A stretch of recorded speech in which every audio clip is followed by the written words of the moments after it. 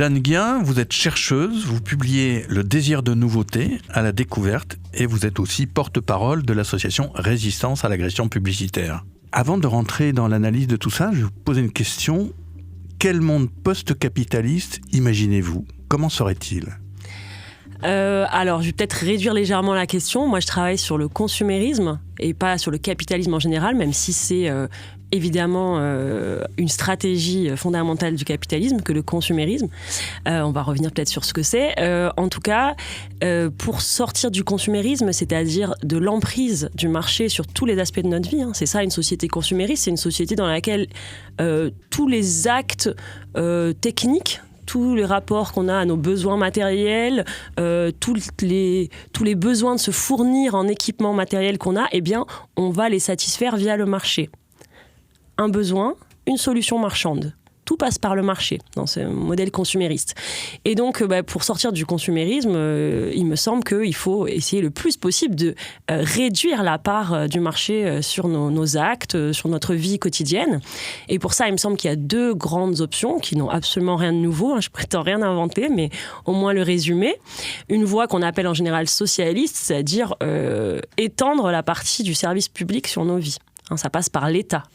C'est-à-dire qu'on va reprendre au marché des choses qui ne devraient pas lui appartenir, comme par exemple la santé ou l'éducation, mais ça peut être énormément d'autres choses. Par exemple, moi j'ai beaucoup travaillé sur les produits menstruels. Eh bien, il se trouve que par exemple les produits menstruels, donc les serviettes, les tampons, les culottes menstruelles, etc., sont des produits qu'on a toujours conçus comme des produits marchands.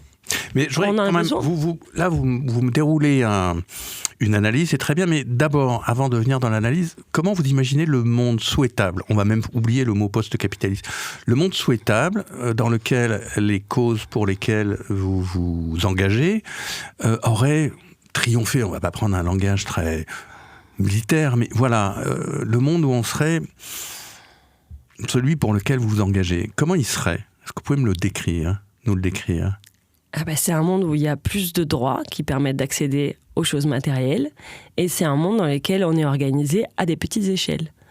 Donc cette voie non socialiste, qu'on peut dire aussi anarchiste, etc., c'est une voie de la communauté. C'est-à-dire que ce soit à l'échelle de votre village, ou de votre quartier, ou de votre résidence, ou de votre petite ville, tout dépend là aussi où est-ce qu'on habite, il y ait le plus possible de ce qu'on appelle aujourd'hui des centres sociaux, ou les points d'accès aux droits, etc., qui sont des espaces d'auto-organisation et d'entraide. Donc je pense que pour satisfaire ces besoins et par ailleurs avoir des relations sociales, parce que le marché nous coupe aussi les uns des autres, il faut le plus possible de petits lieux où on accède aux choses, aux autres, aux services d'entraide, etc. Donc c'est réorganiser tout simplement ce qu'on appelle l'échange, mais l'échange non marchand, le don contre don, le partage, la réciprocité, à l'échelle de notre vie commune, qui ne peut pas être très grande. Ne peut pas être immense. Pour se connaître, il faut être proche. Et les choses, c'est quelles choses alors du coup ? C'est les mêmes choses qu'aujourd'hui ou quelles sont-elles ? Comment sont-elles produites ? Par qui ? Et qui décide en fait de la proposition d'avoir toutes ces choses ? Les objets matériels, vous parlez ? Ouais, mais ça peut être autre chose, hein ? Les objets matériels, tout est question aussi de comment ils circulent. Comment ils circulent, est-ce qu'ils sont produits par des entreprises privées et redistribués à des échelles mondiales, etc. Alors est-ce que dans ce monde, il y aura des grandes entreprises privées à l'échelle mondiale ? Non. Évidemment qu'il n'est pas possible de circuler à une échelle internationale si vous voulez recréer du lien autour des objets.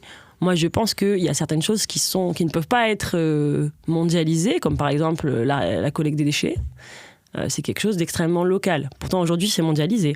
Mais si on se réapproprie tous ces flux d'objets abandonnés, d'objets cassés ou en tout cas non désirés, eh bien, il suffit de les garder là où ils sont et, par exemple, d'en refaire toutes sortes d'objets, de les partager, etc. ou de les mettre en commun.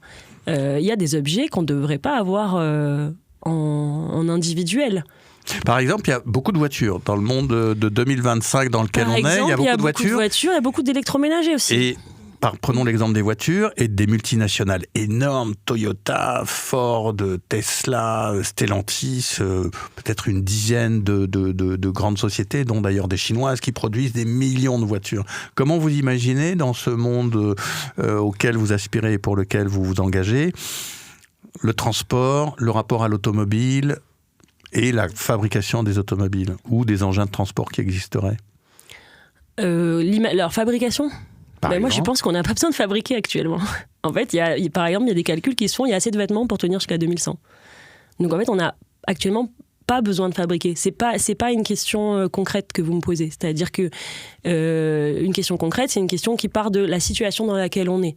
Dans l'idéal, un monde utopique, etc., ça ne nous intéresse pas parce qu'on est à un point présent dans lequel il y a trop d'objets. C'est même pas qu'il y en a suffisamment, c'est qu'il y en a trop. Il y a trop de vêtements, il y a trop de voitures, il y a trop de moyens de transport, il y a trop d'électroménagers. Donc la question, c'est pas comment on va les produire, puisqu'on les a, c'est comment on va les entretenir et comment on va les partager.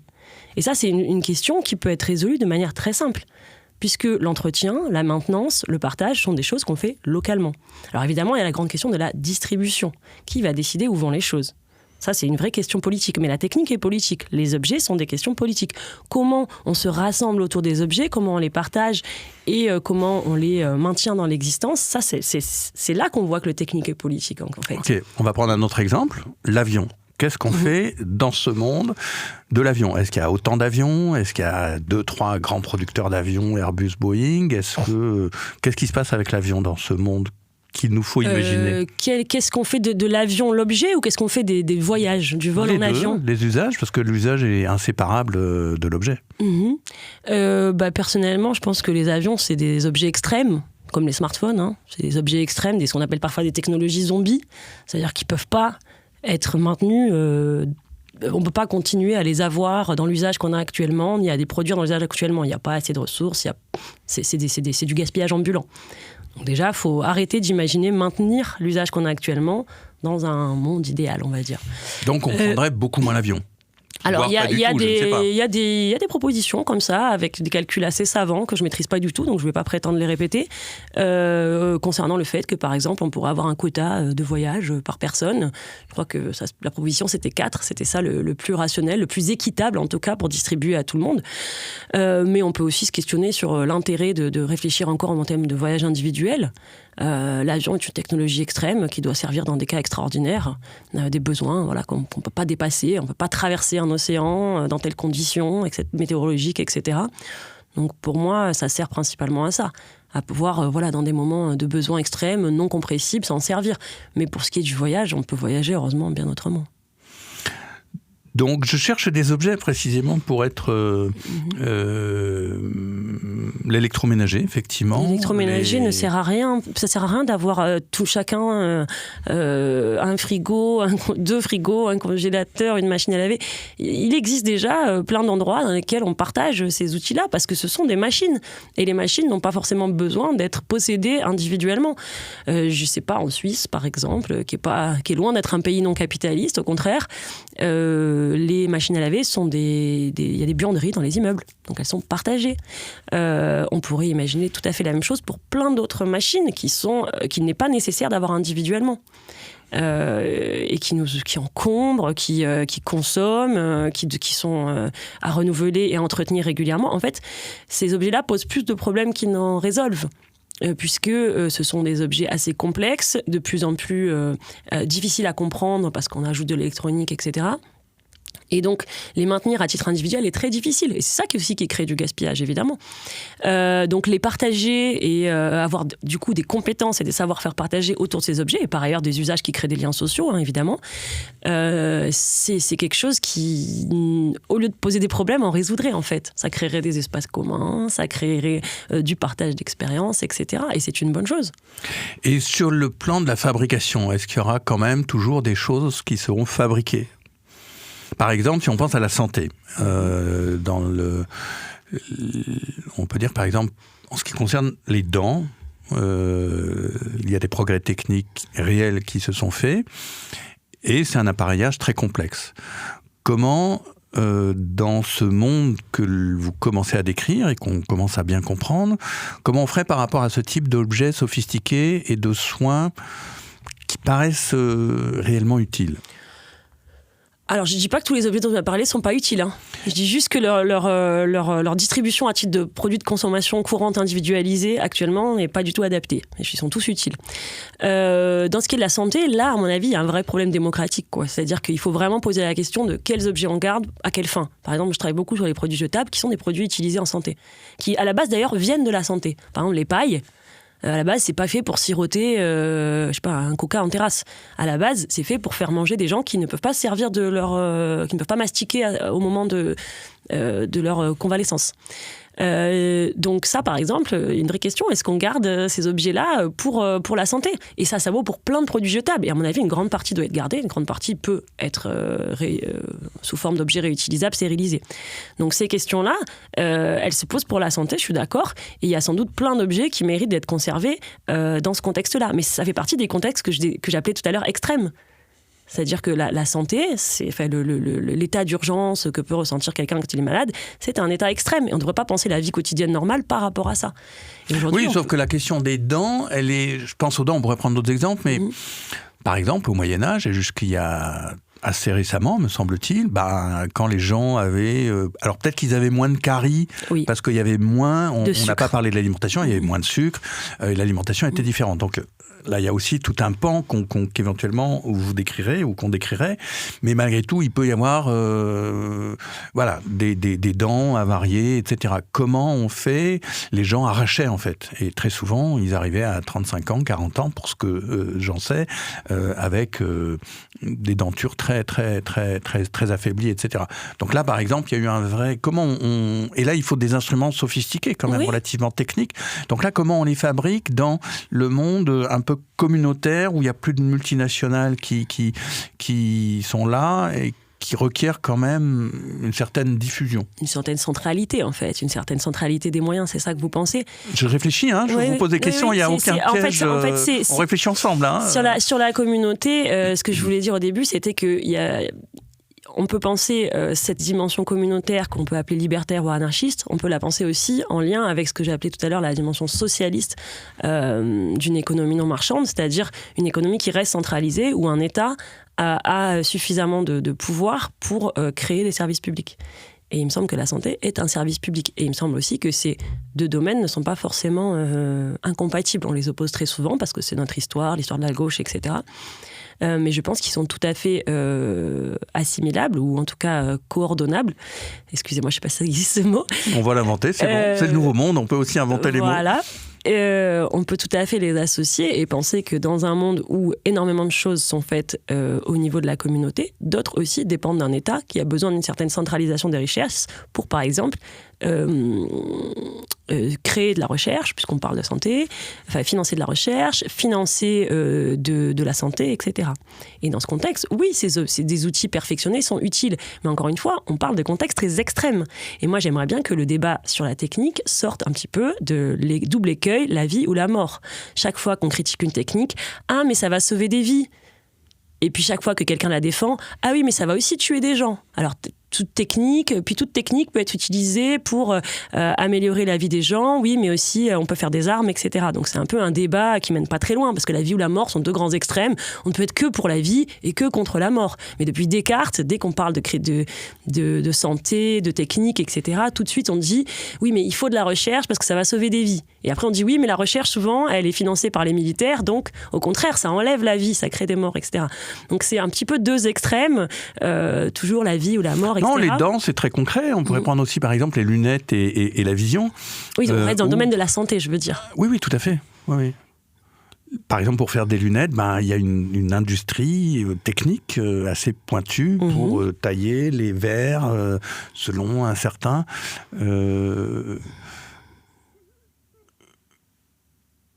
Mais en fait, c'est ce que je comprends que vous avez dit. Il y aura des structures sociales où on déterminera que là, il y a une vraie utilité collective. Je pense qu'il y a deux options anticonsuméristes. L'option dite socialiste, où il y a un État qui crée du service public et qui distribue de la richesse ou des services, ou des biens ou des services qui ne sont pas marchands, qui ne sont pas payants, sauf si on considère que l'impôt est une manière de payer, ce qui est le cas. Donc éducation, santé, voirie, que sais-je, transport.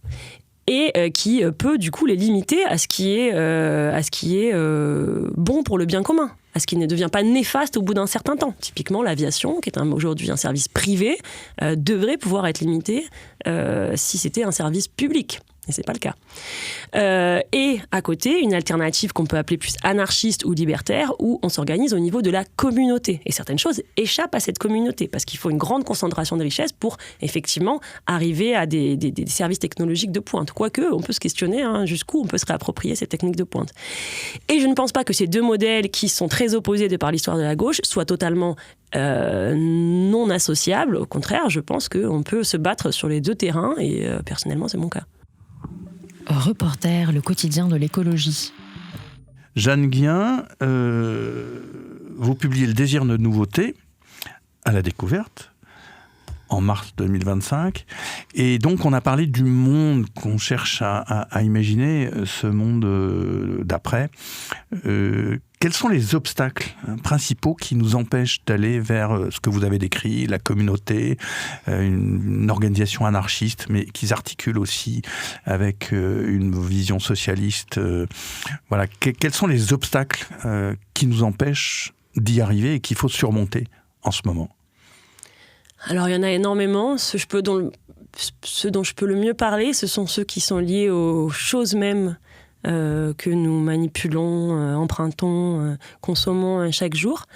La plupart des objets, des produits du consumérisme sont conçus pour ne pas pouvoir être justement appropriés et partagés. D'abord parce qu'on est sommé de les consommer individuellement, ce qu'on disait par exemple avec l'électroménager. Ensuite parce que beaucoup sont conçus pour ne pas pouvoir durer et donc être partagé, être entretenu, être réparé. Ça, c'est le gros sujet de l'obsolescence sur lequel je travaille depuis près de 15 ans. C'est-à-dire que les textes que j'appelle les objets du consumérisme ou les techniques consuméristes sont des objets qu'il est très difficile de s'approprier, de comprendre, de garder, de partager, etc. Donc, c'est des objets qui sont faits pour être rachetés. C'est le gros exemple des produits... Jetés. Pour être rachetés. Rachetés. Ce qui implique de les jeter. D'accord. Ce sont des objets qui ne sont pas faits pour être entretenus, maintenus dans l'existence, dans la durée, mais remplacés, renouvelés, donc rachetés, évidemment. Puisque le but est évidemment de faire croître la demande, ou en tout cas de la maintenir à un niveau relativement stable. Le but de qui ? Des entreprises qui les vendent.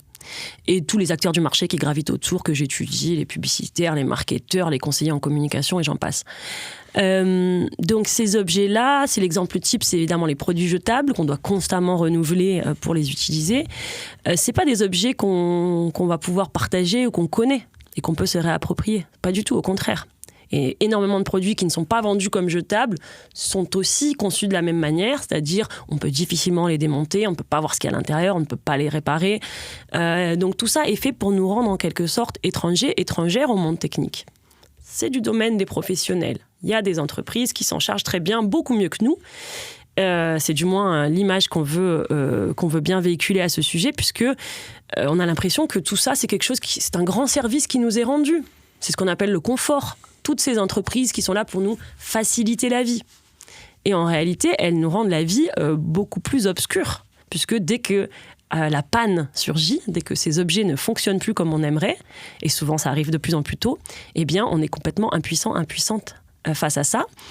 Par ailleurs, et là ça revient à la question aussi de la sociabilité, comme je l'ai dit, ce sont des produits extrêmement individualisés et individualisants. Et là aussi, on vit ça comme une chance. Je prends des exemples, en fait. Le smartphone, par exemple, est un produit qui est censé être individuel. Chacun doit en avoir un. Et alors que, plutôt, historiquement, les écrans plutôt étaient quelque chose qu'on partageait.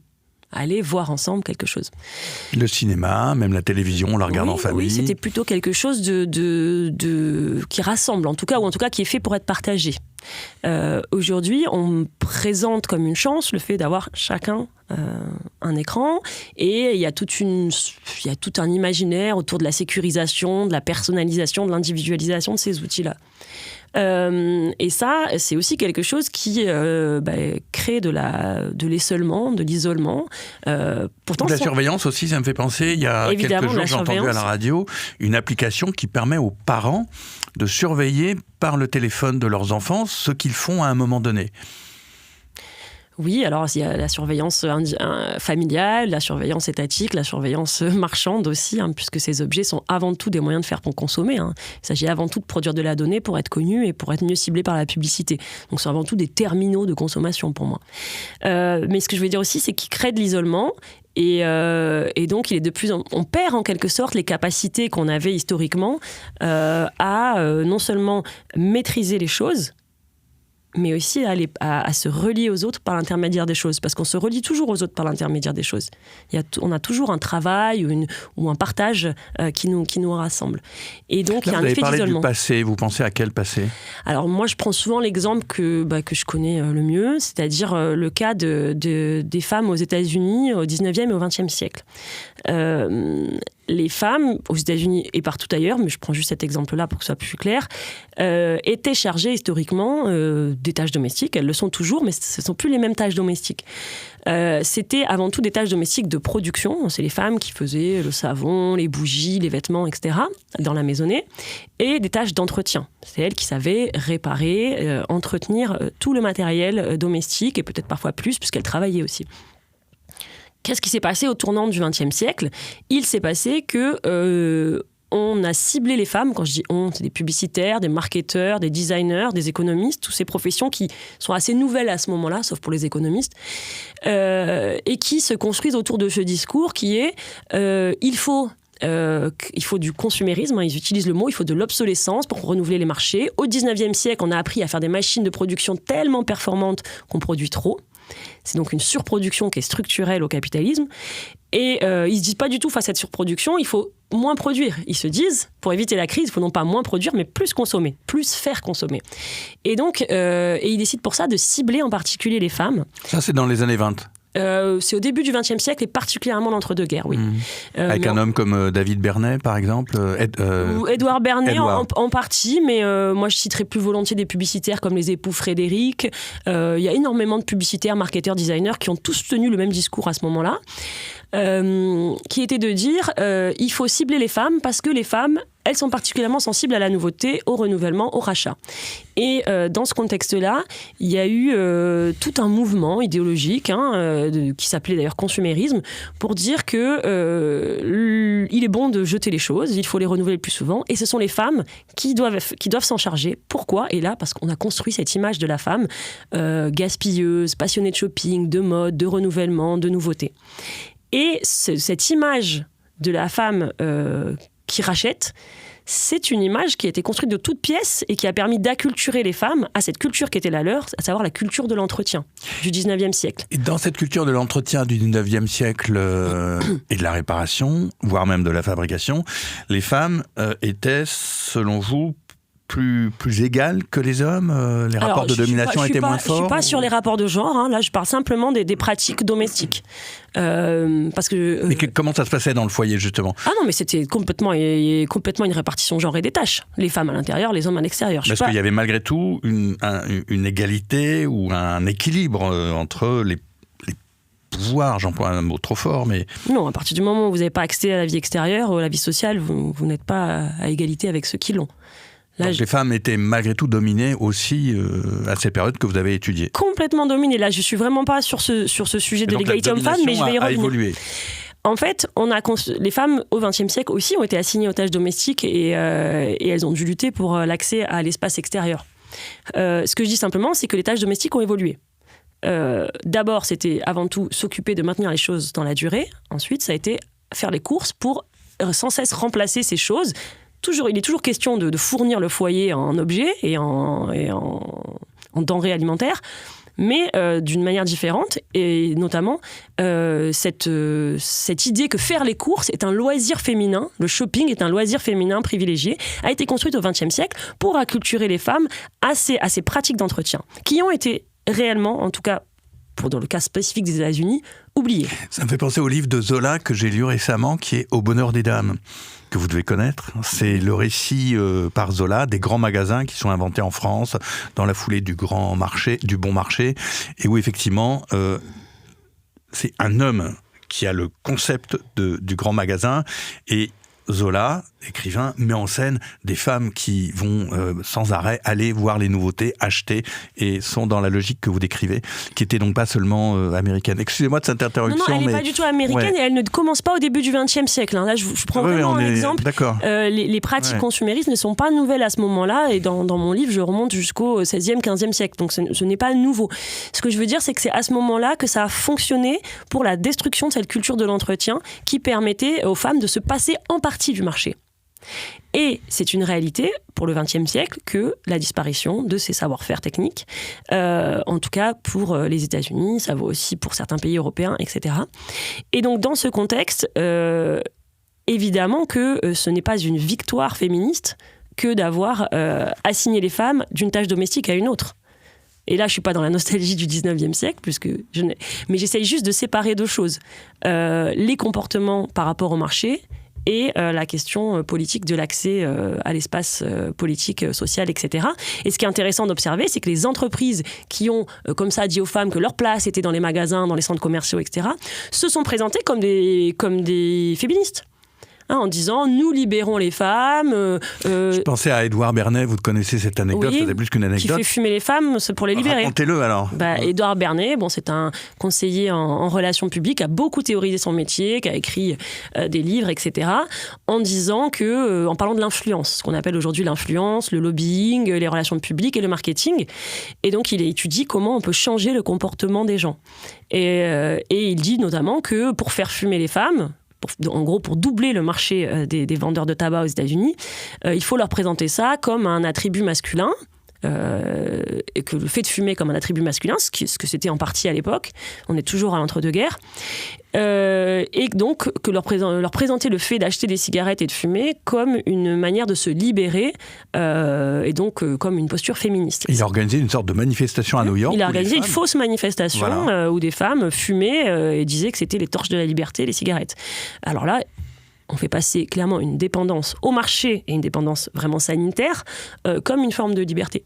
Mais ça vaut pour énormément de choses. J'abordais tout à l'heure les produits menstruels. L'industrie des produits menstruels n'a pas cessé de vendre aux femmes les serviettes hygiéniques comme des formes de liberté. Pourquoi ? Parce qu'effectivement, elles permettaient une liberté accrue. On se sent une mobilité, excusez-moi justement, une mobilité accrue. Effectivement, on est plus mobile avec un tampon qu'avec des linges menstruels. Sauf qu'on dépend du marché pour les utiliser, les réutiliser, les racheter, etc. Donc il est toujours question de présenter une dépendance au marché comme une forme de liberté, comme une forme de libération. Et moi, je voudrais bien qu'on arrête de créer comme ça une relation mécanique entre un comportement marchand et un droit politique. Non, les produits menstruels n'ont pas libéré les femmes. Si les femmes ont acquis un statut social, de nouveaux droits au XXe siècle, c'est parce qu'elles se sont battues. Et jamais, je pèse mes mots, l'industrie menstruelle ne les a soutenues dans aucune lutte, que ce soit pour le droit de vote, pour l'égalité homme-femme au travail, l'égalité salariale, etc. Jamais ils n'ont rien fait. Et si on regarde leurs pratiques, ils les ont plutôt, d'ailleurs, dans leurs propres pratiques entrepreneuriales, ils payaient moins bien leurs ouvrières, elles n'accédaient pas aux postes supérieurs, etc. Donc cette idée qu'en offrant aux femmes l'accès à l'espace du shopping, plus de produits, on va les libérer, c'est un mensonge de l'industrie. Après, ça pose une question très intéressante, qui serait dans un monde où on se passerait du système marchand, est-ce qu'on en reviendrait à une répartition genrée des tâches ? C'est ça la vraie question, puisqu'on est dans quel est ce monde qu'on veut imaginer ? Évidemment que non. C'est pas parce qu'on a les mêmes pratiques techniques, par exemple réutiliser des matériaux, etc., que ce sont les mêmes personnes qui doivent se charger de ces tâches ménagères. Mais en tout cas, se libérer du consumérisme, c'est une bataille féministe. C'est évidemment une bataille féministe, et c'est une double bataille, puisque c'est une bataille contre un monde genré consumériste, tel qu'il s'est développé au XXe siècle, mais aussi contre le retour à un monde pré-consumériste qui était également genré. Exemple type, ce que je vous disais tout à l'heure sur le 19e siècle aux États-Unis, où évidemment les femmes ont un pouvoir technique, elles savent faire plus de choses, mais elles ont un pouvoir politique beaucoup moindre. Et moi je ne vois pas en quoi c'est incompatible de savoir faire des choses techniquement et d'être dans une égalité de droits entre hommes et femmes ou d'autres catégories de population. Est-ce qu'un obstacle majeur de ce qui nous empêche d'aller vers le monde que vous avez imaginé, dont vous avez posé quelques bases, un obstacle majeur, c'est pas que tout ce système consumériste nous a convaincus que c'était bien et continue à susciter en nous un désir de nouveautés, de voyages, de nouvel objet, voilà, comment surmonter cette machine à créer du désir. Alors effectivement, pour l'instant, j'ai seulement parlé un désir matériel pour des objets vendus par le marché, précisons-le, parce que le désir n'est pas en soi néfaste. Alors justement, tout à l'heure, je suis restée sur le domaine matériel, en parlant de l'obsolescence, de cette difficulté à se réapproprier les objets. Il y a aussi une dimension qu'on appelle parfois symbolique ou psychologique, c'est-à-dire, on appelle parfois obsolescence symbolique ou obsolescence psychologique, tout ce domaine de la production du désir et de la production, moi je préfère parler de production aussi de valeur, tout simplement la valeur accordée aux objets. Certains objets pourraient être maintenus dans la durée, même sans entretien, mais on est convaincu qu'ils sont démodés, indésirables, dépassés, etc. Donc ça nous amène à un sujet qui est central pour la critique du capitalisme et surtout du consumérisme, à savoir l'industrie de la publicité. Et plus généralement de la communication commerciale, parce que la publicité, ça veut dire beaucoup de choses. En France, aujourd'hui, c'est une industrie énorme, extrêmement puissante, qui empêche d'ailleurs la critique d'arriver à toutes sortes de positions médiatiques. C'est très difficile de faire valoir des discours anticonsuméristes et anti-publicitaires en France, parce que la publicité possède énormément de médias. Et que les médias dépendent de la publicité, à la différence des médias indépendants comme Reporter. Comme Reporter et d'autres, mais qui sont... Et Mediapart, et Blast, et Le Média, voilà. Et Arrêt sur Image. Il y a toute la presse indépendante qui est indépendante de la publicité. Heureusement, et c'est pas pour rien qu'on en est en train d'en parler ici. Absolument. Parce que d'expérience, c'est très difficile d'accéder à une autre presse. L'industrie publicitaire en France est vraiment très, très puissante, et dès qu'elle est menacée légèrement par des lois, par du plaidoyer associatif notamment, et bien là, vous voyez à quel point tous les médias se mettent à la défendre. C'est pas un hasard. Donc, l'industrie publicitaire doit être véritablement désarmée. Et ça passe par une manière de repenser totalement le rôle de la communication dans l'économie. Aujourd'hui, qu'est-ce que c'est que la publicité ? C'est une communication non sollicitée. C'est-à-dire, vous recevez des pubs si vous n'en avez pas demandé. Donc, ça devrait être interdit. En fait, si on a besoin d'informations sur un produit, on a besoin de se renseigner sur comment le trouver, comment le réparer, etc., on doit pouvoir chercher l'information et la trouver, mais elle ne doit pas venir vous chercher alors que vous n'avez pas demandé. Donc la publicité non sollicitée, la pression publicitaire, tout ce qu'on subit quotidiennement, ça devrait être interdit. On n'a pas à avoir de l'information commerciale tout au long de la journée alors qu'on n'en a pas demandé. Parce qu'on sait très bien en chercher quand on en a besoin. Si vous avez besoin de je sais pas quoi, de quelque chose, un objet, un appareil, et que vous avez besoin d'informations, vous allez le chercher, vous allez le trouver. Et en général, à ce moment-là, vous allez chercher des informations plutôt, entre guillemets, neutres, c'est-à-dire objectives sur un produit. Vous n'allez pas chercher, par exemple, une femme toute nue sur une machine à laver. Mais c'est pourtant ce qu'on vous envoie quand vous n'en sollicitez pas. Donc, la publicité, la communication commerciale, aujourd'hui, marche complètement sur la tête, et je suis vraiment pour l'interdiction de ces supports qui sont non sollicités, qui sont très grands et qui sont omniprésents dans l'espace public. Parce que ce sont eux, pour revenir à votre question, qui créent du coup cette valeur et ce désir pour des objets qui jusque-là, pour lesquels il n'y a aucune demande. Il n'y a aucune demande. Ces objets-là ne répondent à aucune demande. Toutes les nouveautés qui sont mises sur le marché chaque mois et qui sont d'ailleurs retirées très rapidement puisqu'ils ne servent à rien et que personne n'en a voulu, c'est souvent ces objets-là, ces produits-là qui sont vantés dans la publicité. Alors on va vous dire, s'il n'y a pas de publicité, il y aura moins de ventes et donc moins de production et donc plus de chômage. Alors, c'est la question du chantage à l'emploi. Oui, oui. La question du chantage à l'emploi. Moi, je pense que, alors, si on le remet dans le cadre de changer l'économie en général, évidemment, il y aura beaucoup de boulot, c'est sûr, mais ce ne sera pas du tout le même boulot. Et je pense que les gens seraient bien plus heureux à apprendre à réparer et à redistribuer, à transmettre à leur communauté, à leur entourage des objets dont ils ont besoin, plutôt que à produire des photos sexistes pour vendre du maquillage anti-rides que personne ne va acheter. Vous n'avez pas l'air convaincu. Non, pas que je ne suis pas convaincu. Je réfléchis parce que je suis en train de me demander, effectivement, la publicité, j'ai toujours été frappé, hélas, par la difficulté des mouvements anti-publicitaires. Il y a eu déjà tout un premier mouvement aux alentours de 2000 où les gens allaient simplement poser des post-it ou déchirer des affiches dans le métro. Et il y a eu quelques procès relativement retentissants, et puis en fait ça s'est effiloché. Et maintenant, on voit la publicité est plus présente que jamais. Maintenant, elle envahit les radios qu'on appelle de service public, dont un des agréments était justement qu'on n'entendait pas de publicité. Puis maintenant, France Inter, même l'émission d'environnement commence à avoir la publicité à droite à gauche. On nous met des écrans dans le métro, dans les gares, et les écrans, il y a quelque chose presque de physique, c'est que si une image bouge, votre œil va être attiré et vous allez la regarder. Donc, c'est vraiment une imposition très forte. Et je me dis, c'est vrai que c'est un pilier absolument fondamental et qui est presque le moins discutable et le moins discuté. C'est la deuxième puissance économique après la défense. C'est le deuxième secteur qui produit le plus d'argent à l'échelle mondiale après la défense. Comment ça se calcule ça ? Il y a toujours ce chiffre. Désolé. J'ai pas les détails. Joker, okay. Oui. Là, je vous renvoie à des choses que j'ai lues, mais qui ne sont pas, que je peux pas réaffirmer. Non, mais c'est une puissance. C'est une puissance économique, que ce soit à l'échelle du monde ou à l'échelle de la France, des États-Unis, de la Chine. C'est énorme. Et c'est peu discuté parce que c'est banalisé. Certes, la publicité joue sur les effets cérébraux de stimuli visuels, sonores et dont vous parlez, et donc ça attire notre attention, mais elle joue aussi sur ce qu'on appelle l'effet de simple exposition ou la banalisation, c'est-à-dire le fait que ce qui est omniprésent devient acceptable. Et l'omniprésence de supports publicitaires, de marques, d'objets, etc., est telle que, loin de nous choquer et de nous provoquer un sentiment d'envahissement, elle va provoquer un sentiment de banalité, voire de familiarité et donc d'adhésion. Ça, c'est un effet psychologique. Et encore une fois, les publicitaires, on en a cité déjà plusieurs, les spécialistes des RP ont toujours étudié... Relations publiques, ont toujours étudié le plus près possible la psychologie.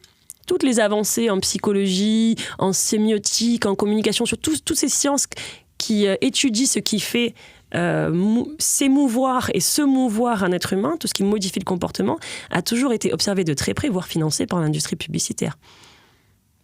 Donc l'emprise est telle qu'elle n'est plus sensible. Ah, ils sont forts, il n'y a pas de doute. Hein. C'est d'ailleurs une des définitions de la manipulation. C'est une influence qui n'est pas consciente.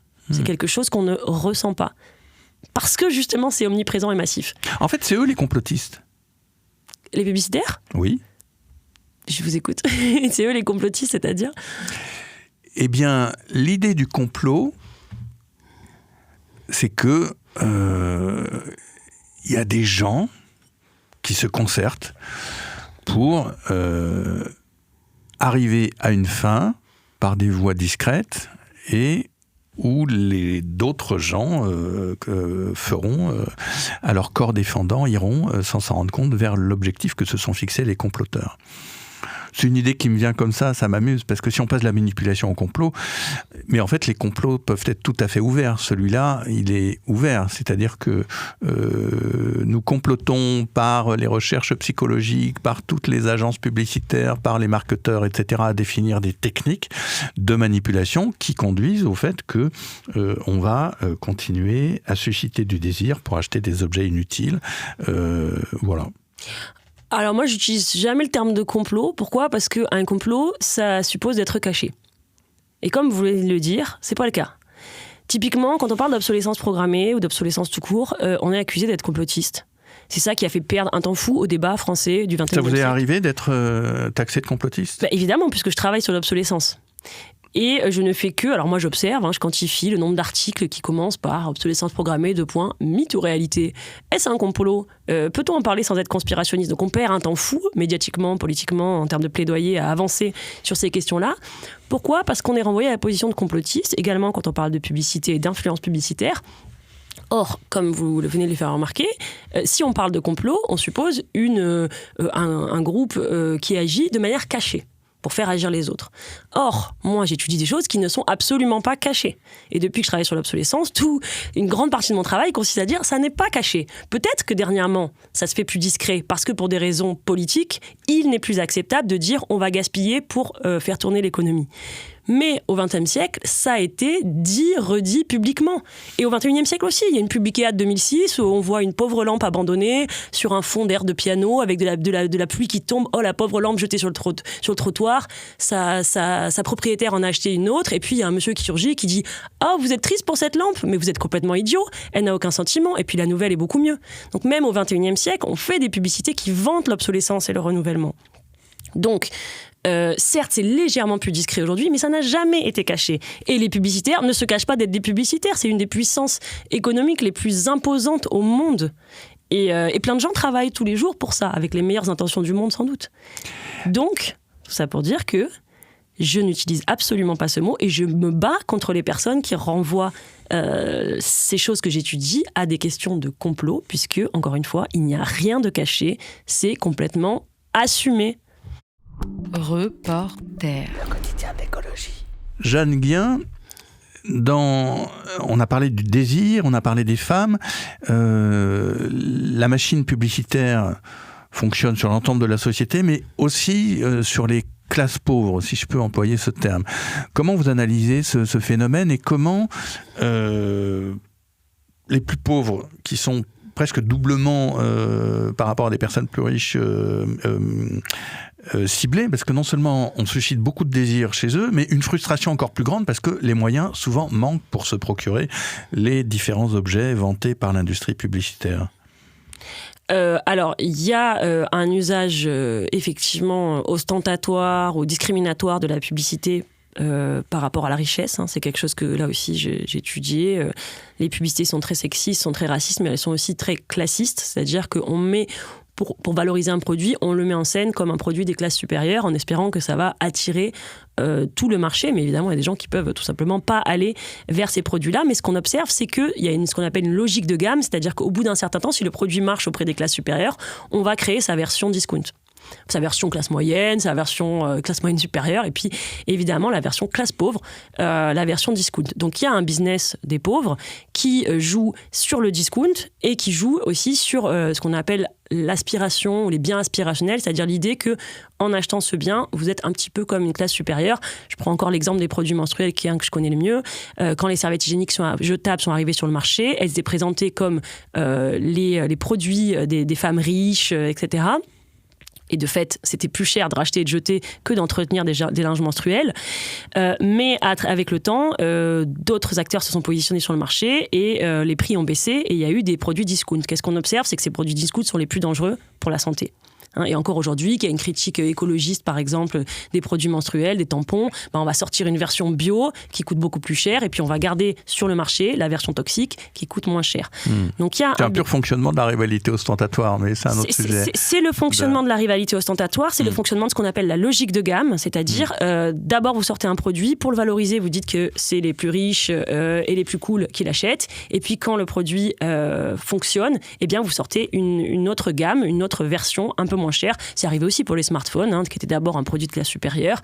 Et puis, vers 2013-2014, on a commencé à voir plein de marques discount se mettre sur le marché. Et évidemment, c'est des produits qui sont beaucoup plus fragiles. Donc, il y a un business des classes pauvres qui fonctionne sur l'aspiration, mais aussi sur ce qu'on appelle l'ersatz, ou en tout cas la mauvaise qualité. Dans le cas des produits menstruels, c'est évidemment les produits les plus toxiques. Et comment il et elle pourraient s'en libérer ? Alors, je ne vais pas parler à la place de il et elle, mais pour revenir à la question d'un monde plus désirable, dont on parlait en début de cette émission, il est évident qu'un monde dans lequel on se bat pour des services publics et des biens non marchands et des services partagés est un monde dans lequel on tend vers plus d'égalité. Ce qui est remarquable aujourd'hui, quand vous regardez ce qu'est le travail social aujourd'hui, c'est que les gens, certes, ont besoin d'accéder à des objets et à de la nourriture, etc., puisqu'il y a une crise alimentaire aujourd'hui en France, elle est très claire, et elle ne sera pas résolue par un business, là aussi du pauvre, c'est-à-dire l'alimentation discount ou le déstockage des invendus de la grande distribution qui est redonné aux plus pauvres par le biais des associations. On en a parlé récemment avec Boris Tavernier et la sécurité sociale alimentaire. Mais... Voilà, vous avez un livre de Bénédicte Bonzi aussi sur le sujet, donc ce qu'elle appelle les violences alimentaires ne résolvent rien. Elles entretiennent une situation qui profite aussi aux entreprises et pas seulement aux gens qui reçoivent ces dons. Ce que je voulais dire, c'est quand on regarde comment le travail social est fait, c'est qu'il y a ces problèmes, certes, de pénurie matérielle pour les gens, mais il y a surtout des problèmes d'accès aux droits. C'est accompagner les gens dans leur démarche, et vous verrez que le problème, c'est d'abord l'accès à la santé, c'est d'abord l'accès à l'éducation, c'est avoir des papiers, c'est pouvoir trouver du travail. En fait, ça, c'est l'accès aux services publics, en fait. C'est pas juste l'accès au marché. Parce qu'il y a des espaces marchands pour les plus pauvres, qui sont certainement pas satisfaisants, mais il existe un business du pauvre. Par contre, l'accès aux droits est de plus en plus difficile. On est de plus en plus contrôlé quand on a la CAF. On a de plus en plus de mal à avoir un rendez-vous en préfecture si on veut avoir ses papiers, etc. Et ça, c'est des questions non pas d'accès au marché, mais d'accès aux services publics. Donc si vous êtes dans une démarche socialiste d'élargir ce qu'est le service public et de faciliter l'accès aux droits, évidemment, vous êtes dans une démarche sociale. On a parlé du monde désirable, on a analysé quelques obstacles et ils ne sont pas petits. Comment est-ce qu'on peut les surmonter ? Est-ce qu'il faut faire du boycott ? Est-ce qu'il faut saboter ? Est-ce qu'il faut... Je ne sais pas. Comment on surmonte tous ces obstacles ? Comment on dénoue, on desserre, on affaiblit ces puissances immenses ? Boycott, oui. Sabotage, oui. Auto-organisation, après. Voilà, quand vous cherchez à vous passer du marché, vous êtes dans une posture négative, c'est-à-dire comment je vais éviter, comment je vais défaire, comment je vais détruire. Parfois, c'est cet environnement matériel qui ne me convient pas, mais vous êtes aussi dans une position positive ou créatrice, c'est-à-dire vous êtes obligé de trouver des solutions de remplacement. Je vais prendre un exemple avec la récupération alimentaire. Si vous voulez vous passer du marché alimentaire aujourd'hui et que vous voulez être par exemple dans la récupération alimentaire ou dans l'autoproduction, vous ne pouvez rien faire seul. Donc vous créez un groupe. Et c'est pour ça que tout à l'heure je disais que la technique, le besoin est quelque chose qui nous rassemble. Et dans cette volonté de faire des groupes, de créer, de se répartir le travail, d'inventer des nouvelles formes de satisfaction des besoins, et bien évidemment que vous vous poserez des questions d'égalité, de justice, etc. C'est pour ça que la technique, elle est politique et elle devrait nous rassembler au lieu de nous isoler pour que chacun ait tout ce dont il ou elle a besoin en ayant l'impression d'une indépendance alors qu'on est dans une dépendance totale au marché. Au contraire, quand on se rapproche des autres pour essayer de faire par soi-même ou du plus qu'on peut, eh bien, on crée des dépendances qui sont positives, des liens qui nous rendent plus forts au lieu de nous affaiblir et de nous isoler. Et comment on suscite cette auto-organisation ?